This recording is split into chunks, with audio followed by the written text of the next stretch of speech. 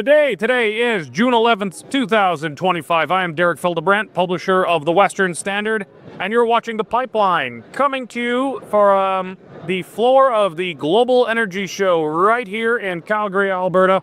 A special episode. We've been here all yesterday. We're going to be here all today and tomorrow from one of the most important events on the global calendar for the energy industry. We had Cory Morgan show here live today. Yes, picking up, I guess we'll introduce Cory first today, senior Alberta columnist. A pleasure to be here. I mean, this is a historic type of show. It's quite something to take part in. It is.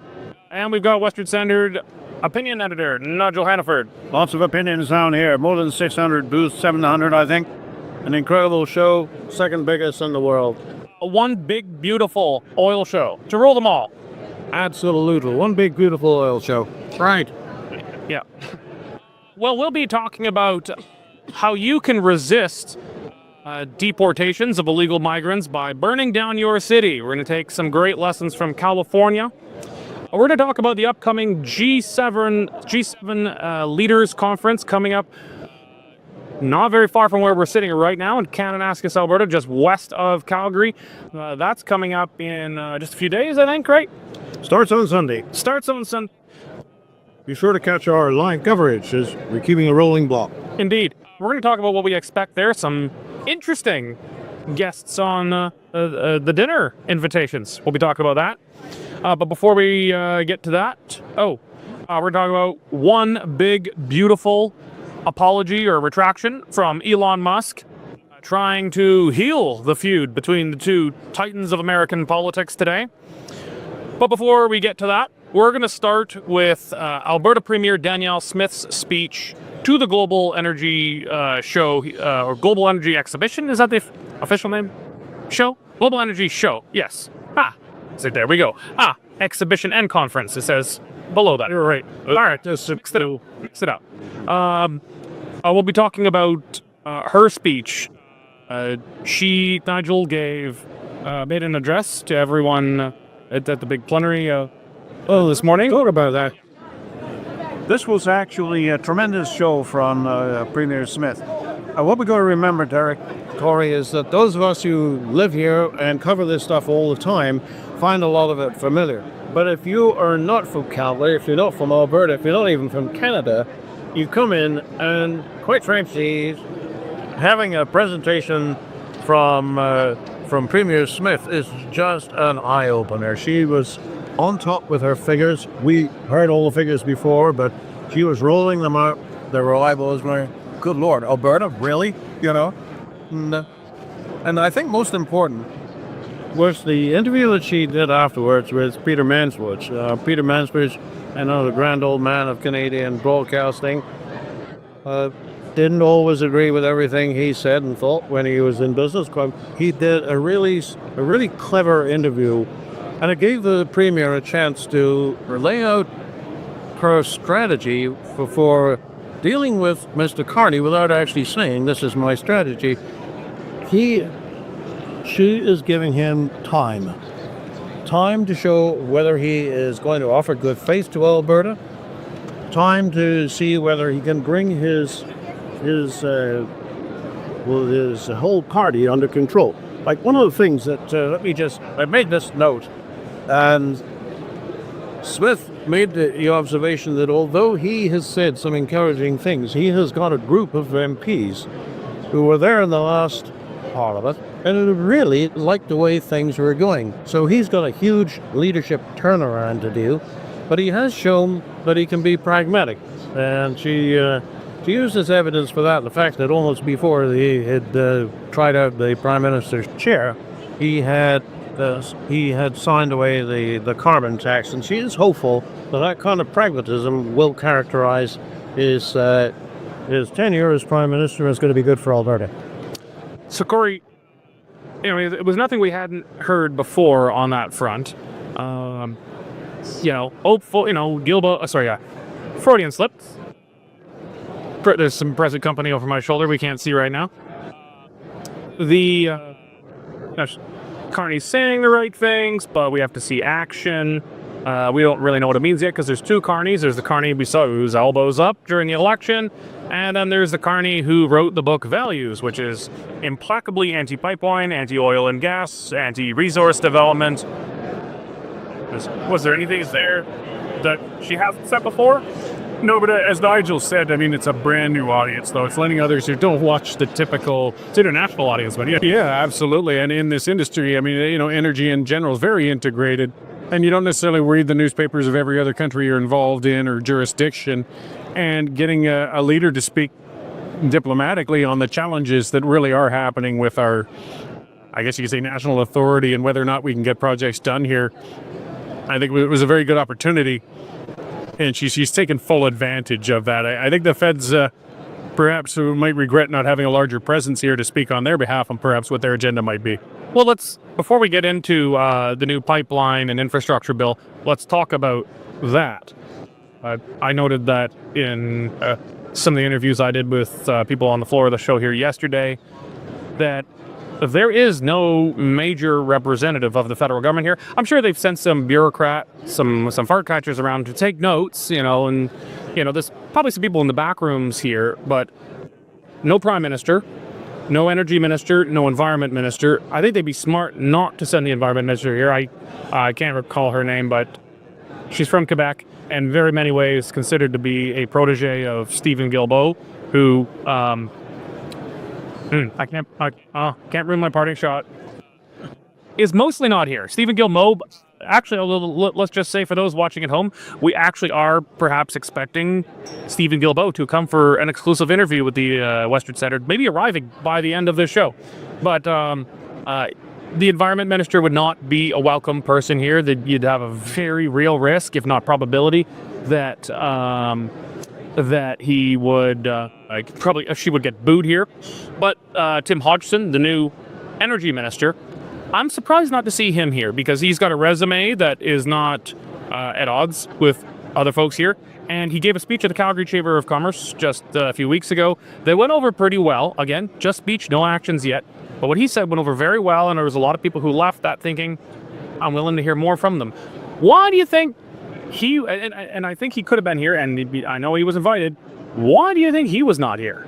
Well, I guess that they don't want to give the impression that they are too much in favor of the energy industry in Alberta, because you're right, this is the place where they could have and should have been. There's one thing that a prime minister can do, even if he's not an expert in the field, and I think Mr. Carney probably is well informed in this area, but he's not an old pipeline out there, he's a banker. And what the senior politicians can do is that they can create the atmosphere where business can be done. They give confidence by their very presidents that what we're talking about is, when you hold 1 second down there, when everybody flies home and picks up the phone the next day, it isn't going to be always effort that would happen. It would have been a huge thing if he had come. He wrote about this last week, but anyway, I guess he didn't read it. He got an earmark for none of the senior politicians are here. Well, that's fine. We're having a bit of show to get it. I hope the Able Street people that I've talked to are very satisfied with the way things are going. They certainly enjoyed the what. Enjoy is the wrong word. They appreciate what Premier have to say this evening. Here, that was a comforting spirit, which is what senior politicians do at things like this. It's just a pity the Prime Minister wasn't here to do it.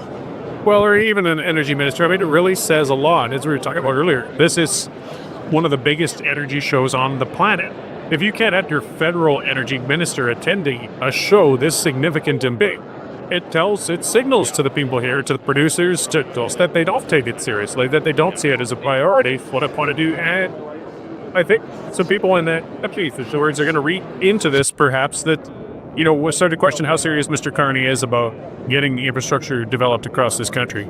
Well, it would have been a great thing if Mr. Carney had actually come out here and just stayed the weekend in Calgary and gone right on out to Kananaskis for the G7. Look at all the carbon dioxide emissions they just saved. Well, G7 starts Sunday, but there's actually, I think, there's some foreign dignitaries that Carney's meeting with even before then. The guy is in town any day now. And even if he was not here, his energy minister, can you imagine the fisheries minister, whoever the hell that is, missing, the global fish show in Newfoundland or something. I don't know. That is an equivalent, though. I mean, it really is a parallel. If as an energy minister you can't find the time to come out to the biggest energy show in Canada, what the heck are you doing? Sending a signal, but I don't like the sound. I don't like the signal they're It's receiving. mixed signals. I mean, the energy minister was out here a few weeks ago. To his credit, said more or less the right things. Not all perfect, but a marked turnaround for the rhetoric and direction of the government. And that's where it starts to feel like, though, that they're paying lip service, perhaps. Yes, you want to admit the optics of the federal energy minister, when the premier of Alberta would have been first class. That would have been a confidence builder for the industry. In the absence of that, what are we supposed to conclude? That there isn't that kind of confidence to be built? Mr. Carney keeps the doors open on pipelines. He says that, subject to certain conditions, he's going to. That's what we have to do. These are nation-building projects. But when it actually comes to sending this, the signals, then the big picture symbols, it's not there. Well, I think that's a good way to move to the new, I forget the exact name of it, but the National Infrastructure Priority Bill that the Liberals have just introduced. Kearney had just met with the premiers and says, give me your list of big projects ready to go, shovel-ready projects. Politicians love the term shovel-ready.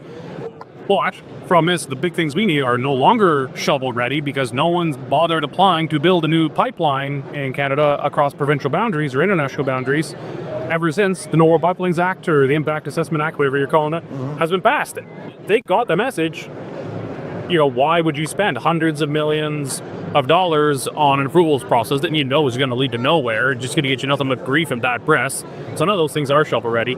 But the bill itself is interesting.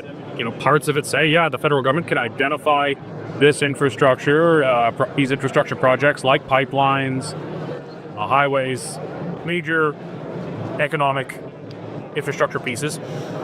But it also seems to imply that provinces have a veto at the same time. Cory. Yeah, well, and the provinces don't. I mean, that's been called out by some. They don't constitutionally, but the bill would give them one legislatively. Yes. Which would cripple it. And anybody with political reality in them knows that's just a way then to shut it down. It's a way to put it in somebody else's lap and let them shut it down, throw his hands up and say, well, I tried. He doesn't want to get it done. That's the only signaling I see out of this. So some of the stuff we're hearing from them too is saying, well, we haven't heard from private industry saying that they're interested in picking it up either.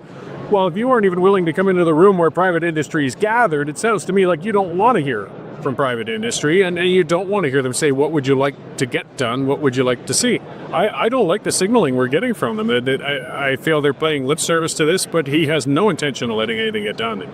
Well, that's one of the things that the Premier Smith was consistent on this morning. She said it about 3 times, that she actually was working with a protagonist. She used the word protagonist, but what she's talking about is an investor willing to build a pipeline across northern BC out to Prince Rupert to ship gas overseas.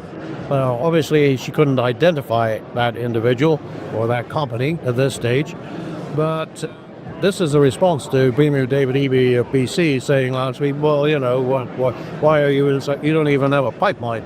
Well, maybe we do, is what she said, and she emphasized that a number of times this morning. So again, it would have been a fruitful thing to have some kind of representation on the from the federal government on this. So on this floor here. Nigel, before we started rolling here, you were saying that she was trying to appear to be the reasonable person, trying to give him a chance. Did you get the impression that she expects him to disappoint, that she expects him to fail?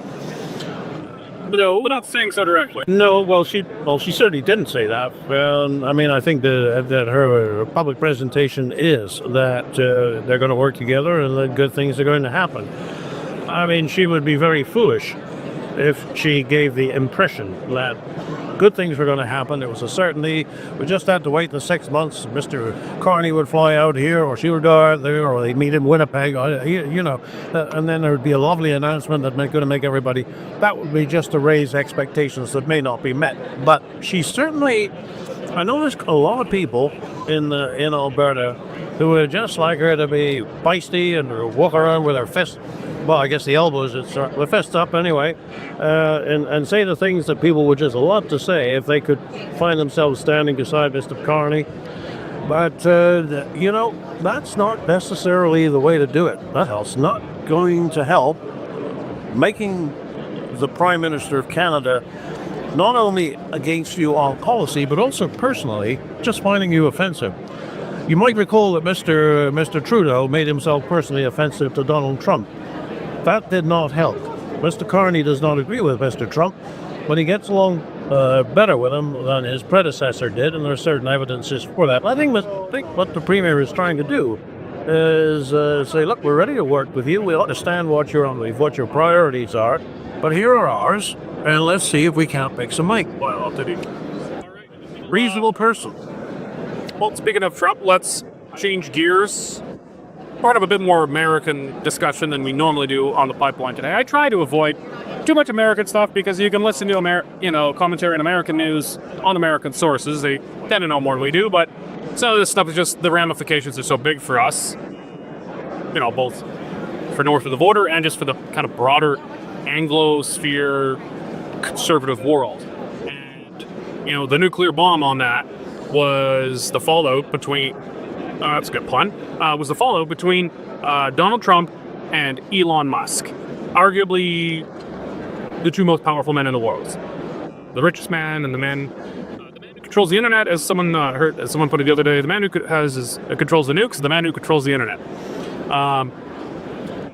Some kind of falling out with them coming from the one big beautiful bill. From what we can tell, Musk thought it was just far too timid in its spending cuts, wanted to go much further. And if that's the case, I think Musk is right. You can cut $1 trillion off the deficit. It's still just scratching the surface of the fiscal mess the United States is in right now. But this culminated in a tweet from Elon Musk where he said that the real reason that the Trump administration won't release the Epstein files from Jeffrey Epstein is because Trump is in them. Now, what does that mean?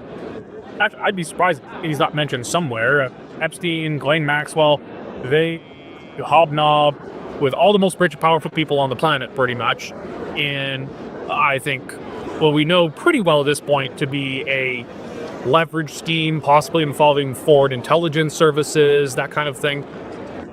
We really have only begun to scratch the surface of that.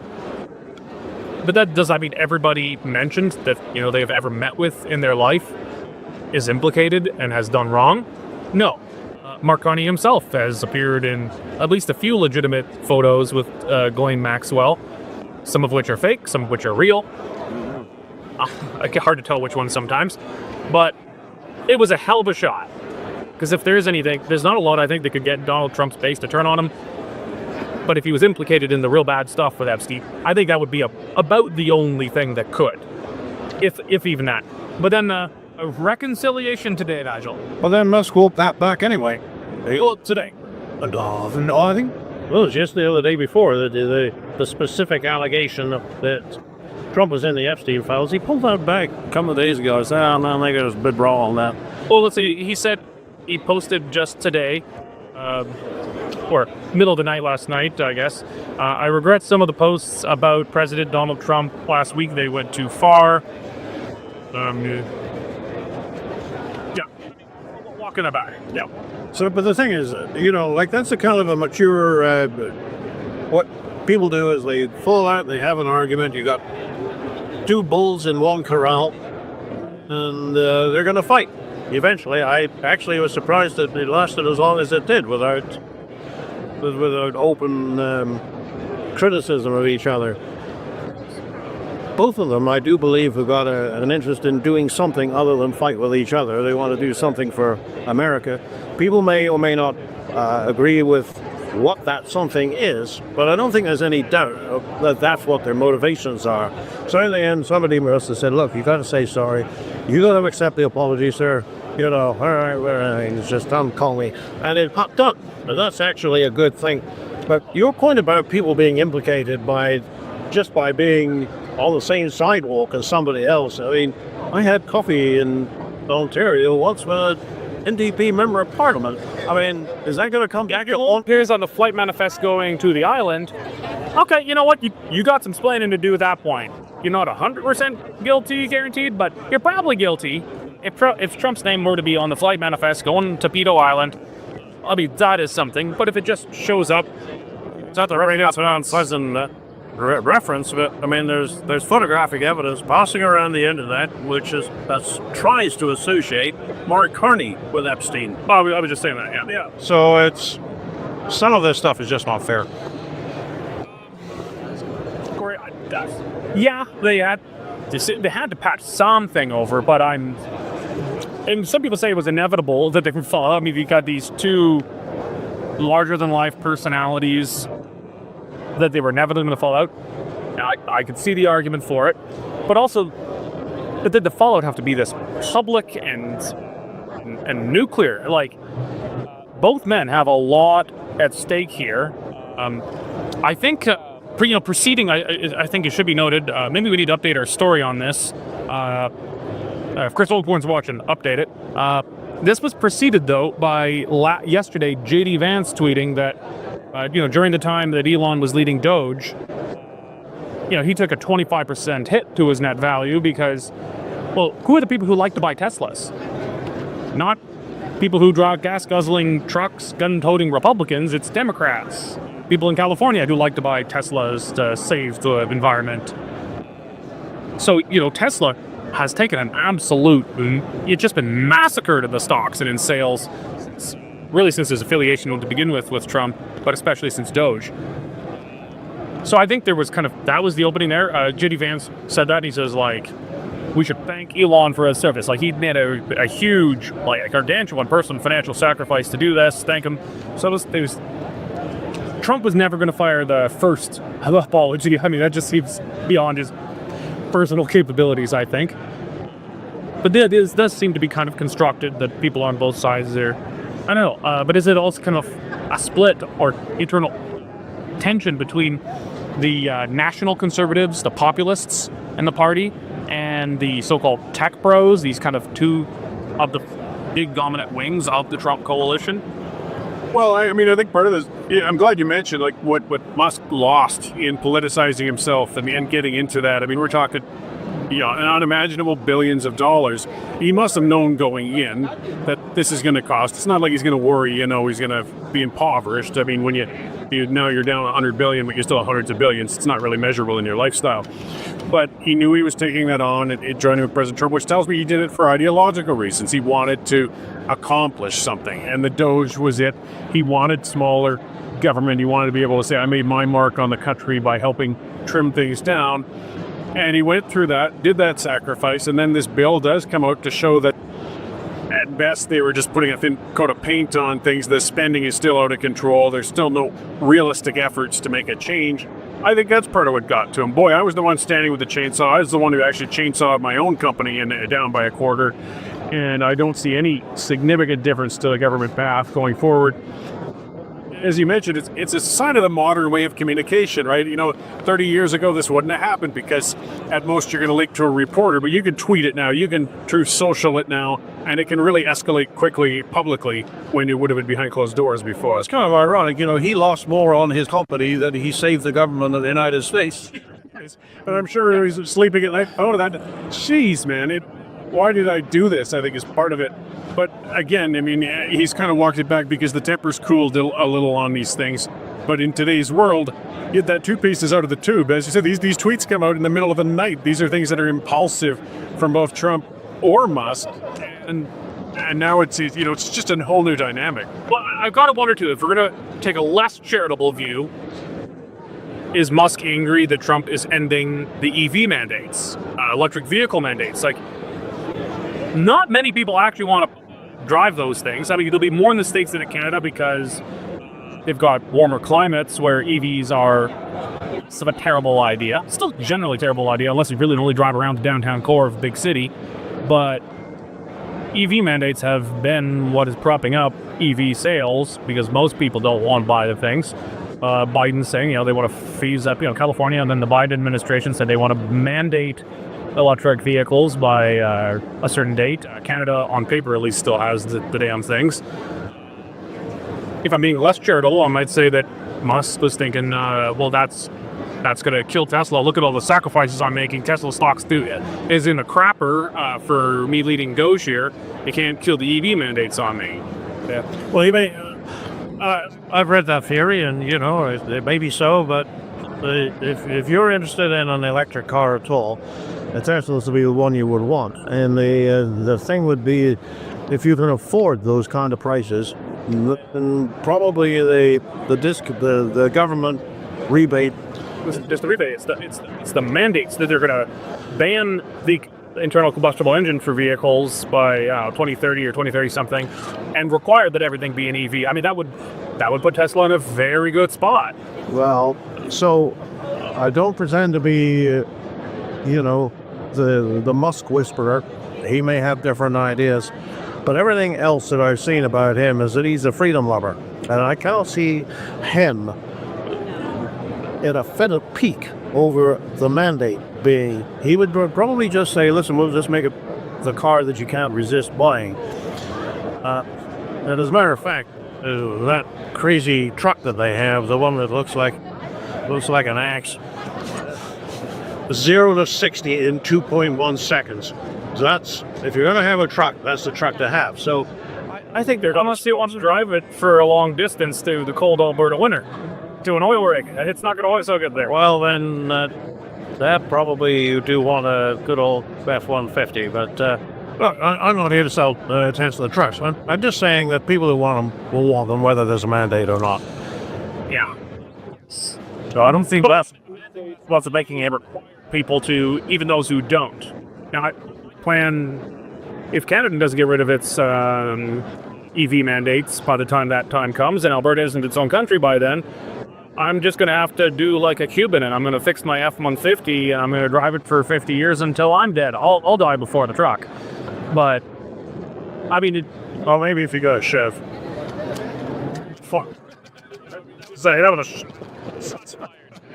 It's getting down the rabbit hole, but these mandates are doomed to failure. I mean, the numbers aren't there, from the electrical capacity to the manufacturing capacity. I mean, they're falling apart. Canada is the only idiotic Boy Scout that's still hanging on to these bloody things. Ontario taxpayers should be thanking Doug Ford and Trudeau and Carney for sinking how many tens of millions of dollars into Ontario's EV? 46 billion in the battery factories, over 4 of them. It's an astonishing amount. They all appear to be worth not zero today. Yeah, zero. The time might come that these evolve. You let the market evolve organically. It may get there, but these mandates are ridiculous, and they're just raising the cost of everything. I think even Musk realizes this, so whether he took it as a personal affront, if he's going to talk about government efficiency, he knows enough about markets to know that that's not a good conservative policy. I hope so, but we can use this strange guys. I think he would admit that himself. The driving I do, I could probably get by with a golf cart, but except for the times when I would want to go and hire a gas job to go a longer distance. So I thought the thing is, there isn't going to be the power available if everybody has an electric car, and that's their plan. This can easily circle back to Premier Smith this morning. He was just saying we're doing our best, but the idea of having all this in place by 2035 is just crazy. Now we all know that. The rest of the world who listened to her this morning, that was new information. Oh yeah, really? Good for her. All right. Well, let's turn briefly to the G7. G7 is coming to Alberta, just west of Calgary in Canada. Damn close to where you're from. And a line, I'm like 30 kilometers away from the facility, so I'll be hearing a few helicopters. Jesus, it is in Cory's backyard. Actually, they have already been calling, haven't they? Oh, well, they come by periodically. Oh, I'm sure you were on the list before this even started, I'm sure. CSIS agent is the public securities. They got somebody assigned across the road from me. Yeah. Actually, I'm not very far from it too now. So it begins Sunday, but there's some other diplomatic meetings taking place beforehand. We'll just start with maybe what we're expecting and what opportunity Mark Carney has here to put his stamp on things. Yes, well, he's going to. This, of course, was Mr. Trudeau's dream, that he would come to Canada and ask him. Missed it by about 4 months. Too bad, Mr. Trudeau, but I think there was, been walking around Kananaskis in Daniel Smith's backyard and making his pronouncements was a dream that did not come true for him. Well, for Mr. Carney, it's once again, it's an opportunity to create a certain atmosphere internationally. Much as we disagree with so much of what he is all about, he comes across as a mature statesman, and I think that a lot of people are going to be thinking, oh, well, this time Canada really is back. Now, they don't live here, so they don't know that we're not, but he will put that across. And my whole problem with the G7 is just it's another meeting of globalists talking about how to exert greater control over what the likes of you and I, even what we drive, to revert to our last segment. Okay, I knew Nigel had to go there. These G7 meetings are kind of an exercise in globalism, internationalism. I could see the argument for it, but I think it's different than Davos and things like that. It's the leaders of more or less like-minded countries, like-minded wealthy or, like Canada, formerly wealthy countries, now that Italy is actually richer than Canada. We're kind of into suffering. Getting together to cooperate on issues. International cooperation, I don't think necessarily equals globalism, internationalism. I mean, we've got Donald Trump there, for God's sakes. I don't think he is credibly considered to be a globalist. Maybe the argument might be that, well, the idea of this institution of the G7, formerly G8, is to capture them into it. I get that. But Donald Trump at this event is going to be fascinating. This is a man who, until extremely recently, was tweeting every few days, sometimes every few minutes, about annexing Canada, making it the cherished 51st state, who has, we've been engaging in a trade war here. And then not just coming to Canada, but coming to southern Alberta, the flashpoint of independence within Alberta, rural southern Alberta. I mean, good God, he's going to be down the road from Cory Morgan's house. What a place to go. So at a time when, the Alberta independence movement has gained new legitimacy, new momentum, new credibility, what do you expect? Well, when Donald's right down the road from Cory Morgan's house, what are you expecting from him? Because he's so unpredictable. Well, he is unpredictable. I mean, it's a stage, and it's a big one. And I think these things, more than rather than plotting, it's performative. Every leader wants to be the one who stands out at it. And if Trump wants to make some sort of big announcement, it's a good spot for him to do it. So there might be something in the bag that he's going to want to dominate. I mean, they're almost like a bunch of comedians or actors. Everyone wants to steal the show, and Trump certainly is among them. The person who's been granted a gift and a fluke of timing, though, is Carney, because Canadians have been looking, as Nigel said, for somebody dignified, somebody realistic at these functions. We know Trudeau in international ones. He would be showing off his socks. He'd be tittering and gossiping off to the side. He'd be posing for selfies and waving with people.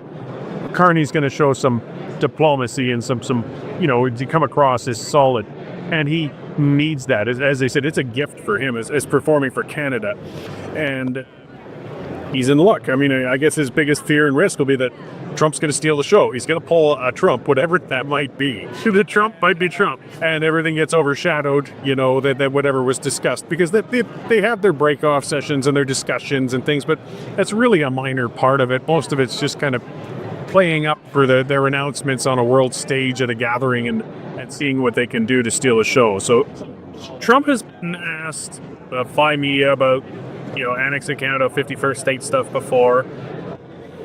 Say, are you serious about this? Are you just trolling them? And he says, no, I'm serious. I'm sick of subsidizing them and blah, blah, blah. They should join us. They'll be cherished, blah, blah, blah, blah. But he's going to be on Canadian soil, and he's going to get questions from the press. The Western Standard, we've got 5 or 6 journalists accredited for the G7. If we get the chance, we're certainly asking them, do you think he's going to get asked. Like, there's no way around it. Do you think Trump is going to repeat his previous statements around annexing Canada into a single North American ultra power on Canadian soil, or do you think he's going to back away from it in the name of diplomacy? I think the latter. That would be kind of a little bit cheeky. Also, Mr. I don't think Trump could be cheeky. Well, that would be pushing a limit that I don't think he would want to do, because Mr. Carney has just, as of this Monday, come out with a massive defense plan. Now, a plan is not an action, because that has to follow, and a budget would certainly be required for the kind of investments he's talking about. But he is saying the right things, and they have been acting on the border. So the original things that Trump said were the reason are now not so hot. So I would imagine his answer would be probably something, well, if Canadians really want to join the United States, we'd be glad to have them, but, I got a lot of respect for Mr. Carney, and I think with all the things that he's been doing, I don't do a very good Trump interpretation, but, he's gonna give Carney credit on Carney's home territory for being a good Carney. You might be right. I hope I'm right. You might be right. That would be the right thing to do. Trump is so... if he's anything, he is unpredictable. And here I am asking you guys to predict, because we could try. Well, that's it. And he could come out and be the perfect diplomat for 3 days. I mean, neither would surprise me. Or he could do cartwheels across the stage and pull something completely bizarre. I mean, and anything in between. It's Trump. Well, one thing you're not going to get is what you have at that infamous NATO meeting in 2021, I think it was, when... it must have been 2018, when the Prime Minister of Canada makes stickering remarks about Trump as soon as he's on Air Force One and wheels up. That was just so bad. It's amazing. Mean Girls. The guy didn't deserve to win the 2015 election, but to have elected him after pulling a stunt like that with the President of the United States or any other important national leader, basically getting his face slapped in China, that will not happen. No, and it's not just Canadians that are relieved that Justin Trudeau won't be the face of Canada at this affair. Sure, the other world leaders are happy they don't have to deal with him as well. Well, it was an embarrassment in particular for the leftist G7 leaders that he was the longest serving remaining of them, kind of from that Obama era of kind of hopey, changey, colorful soft leaders. He was kind of embarrassing. Like Keir Starmer doesn't want to be associated with that. He's probably happier to have the former Bank of England governor there. In this vein, though, making it a bit more specific, there's a good chance Trump gets asked. Less of a chance, but if we get a chance for a question, we're going to ask Trump about Alberta. Now, some people talk about 51st state stuff on Alberta. That's not a mainstream discussion here. Discussions around independence. But, you could certainly see from an American perspective how it would be in America's interest for Alberta or Alberta and Saskatchewan to be independent and trade directly with the United States outside of Canada. If Trump gets asked about that? So if I wanted to light a firecracker, something that's more reasonable than the America 51 is just saying, if Alberta or Saskatchewan voted to secede from Canada, would you recognize them as an independent nation? Because that's one of the things the opponents say is, well, no countries will recognize. Well, if that country does, that's all it needs. And if he just said, yes, I would respect their choice at that point, boy, that would be an incredible game changer for the entire discussion. Yeah, that would be very real. And I don't think it'd be as rude as, 51st Day. And it's so you see, Zeke, I would recognize that news service. Crazy. Well, you couch it and says, listen, we respect the wishes of people when they're clearly expressed. Okay, the Trump doesn't do that careful diplomatic like that. He'll never yes sir. The one thing I can predict is he is not going to answer like that. That's the one thing I know about him. He'll either not answer because he doesn't really know too much about it, or he'll say it's up to people of Alberta and Saskatchewan, and if they want to do it, and of course I'll recognize them. That's their choice. And then who knows? Maybe he goes further saying, and then they should join us, or etc. He'll probably go further, but The one thing it cannot foresee is Trump giving some carefully, diplomatically couched, practiced answer on that. What was the first? You never know. Let's hope we get to ask the question. Yeah, It'll be honest. I have a feeling we might not get selected for it. We've got a lot of journalists there, and We were fine up until 2 minutes ago. yeah. Okay, real quick before we get on to parting shots, let's just talk about LA. I mean, it's well beyond scope of normal pipeline topics, but it's relevant as we're talking about out of control immigration. Canada is at the margins, picking away at some of the utterly ghastly policies around temporary foreign workers, etc. The United States is taking a much more aggressive approach. They're sending out seas of cowboys with lassos to find illegal migrants and pull them south over the river. In LA, this has blown up into riots, which are considered mostly peaceful by the legacy media. But I don't know, what impact, if any, Cory, do you think the LA riots are going to have on the immigration discussion in Canada? I don't know if it necessarily will in Canada, but I mean, perhaps. I hope it does bring some nuanced discussion, because every country is grappling with the consequences of mass migration. I mean, people have been kicking it down the road. People have been understating the impact of problems with integration, the problems when you hit saturation, I guess you could say. Paris is burning regularly, it seems. Other countries are really having an issue with this. I can only hope that some eyes are watching Los Angeles and realizing, again, we've got to get reasonable controls on immigration. Yeah. Well, I think the other thing that affects the Californian situation is that, as in Canada, there's a lot of big money transfers between the federal government and the states. Easily the largest recipient of federal transfers is California. It's something like $160 billion US a year. That's about the biggest area of their budget. Well, they are, but that's, the next biggest only gets 100. So, it's a very, very large part of their budget. And they're worried about losing population. They have lost, people moving in, people moving out over the last 10 years. They're down 2 million people. Well, that translates into lots of federal transfers. So, whereas I do think that Newsom and the senior politicians in California are genuinely motivated by a deep distaste for President Trump, there is a second layer of us, but they're worried about where the money is coming. So they actually don't want people removed from the state who would otherwise be good for whatever the They're also using regular Americans to, legal Americans to other states. It's this legal Texas. They're sick of it. Texas wants to send them back. Let's put it this way. Legal taxpayer Americans who are leaving California, they are being replaced by people who do not contribute in the same way. Yeah, if we're going to be nuanced. Okay, well, let's go to our parting shots. We'll start with Cory. Sure. Actually, I'll just kind of couple on with that. I was, looking at some legacy media before we started this, and they're referring to the situation in Los Angeles typically as demonstrations or protests. They're riots. Call them what they are. They're burning police cars. They're stealing Nikes. They're looting stores. They're not putting bread on the shelves. They're stealing jewelry. Call a riot a riot. I mean, you can talk about the causes and everything else, but with this mislabeling of what that is really frustrating. It's not some calm protest. And it just, again, shows that disconnect from legacy media with reality. Yeah, I think the days of people saying, well, we need to understand the root causes of their grievance. No, they shouldn't do this, but we should understand the root causes. I think these guys are hurting their case badly when you got mass maniacs going around carrying Mexican flags, standing on burning cars. You guys are literally making the campaign commercial for J.D. Vance. All right, Nigel.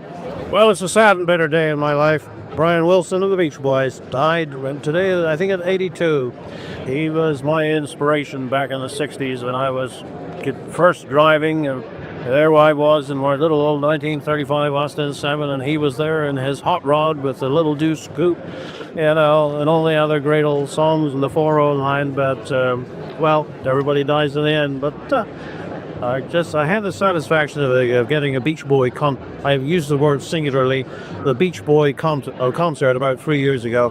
That was another old dream come true, but it won't be Brian Wilson anymore. No. I remember growing up, I liked a lot of my dad's music, but the one band I just hated, it hurt my ears, was the Beach Boys. But then when I got my first little deuce coupe, It started to turn. Now I love Beach Boys, but it hurt. So as a teenager, one of those bands that truly did influence, though, countless other bands. I mean, they were one of the rare game changers. So Pet Sounds is probably the most innovative album ever. Yeah. That's my parting shot. All right. Mine, I'm actually going to bring in a special guest today. We've been trying to get an interview with him for years now. We've been trying to get a hold of Federal Environment Minister Stephen Guilbeault. We're joined by him now at the Global Energy Show. He has been kind enough to come by the Western Standards exhibition booth here. We've had people coming by, snapping photos with him. We've had a lot of requests for darts and BB guns. We have declined to offer it because some people are too damn sensitive and they'll think we're trying to, encourage violence against politicians and whatnot. It's not the case. I think it would have been harmless, but we've just settled for photos. Oh, I see some people said, I love oil on here. So people are, okay, maybe people just come by. If you're in Calgary, you're in Calgary, you're in Southern Alberta, come by the Global Energy Show, come into the exhibitor hall, and you can leave a note on Stephen here. That's it for today's show. So I want to thank Nigel, Cory for joining, and all of you for joining us here.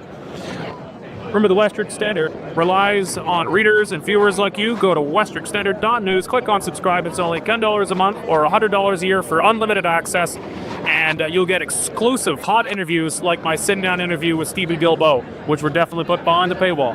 Thank you very much for joining us today, and God bless.